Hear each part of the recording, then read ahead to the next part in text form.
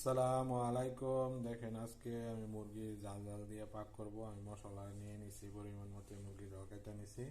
এখানে সব কিছু দিয়ে আমি মাখা মাখা করে মাইখা নিব, একবারে মশলা দিয়ে মাইখা নিব।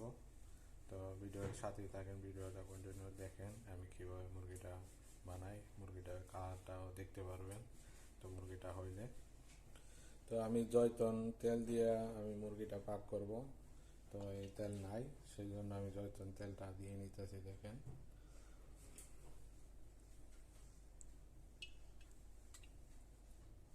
দেখেন জয়তুন তেলটা দিয়ে আমি এখানে মাইখা নিতেছি। সব কিছু দেওয়া আছে এখানে মশলা, এখানে হলুদ মলুদ জিরা এগুলি সব কিছু দেওয়া আছে। কালপোড়া দিয়ে নিছি, চাল দিয়ে নিছি, গোটা দিয়ে নিছি, এলাচি দিয়ে নিছি।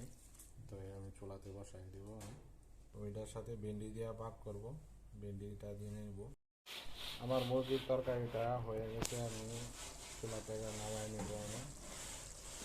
ওকে, তো ভিডিওটা কেমন হয়েছে তারা কমেন্ট বক্সে একটু কমেন্ট করবেন, আর ভিডিওটা ভালো হলে একটু লাইক শেয়ার করবেন।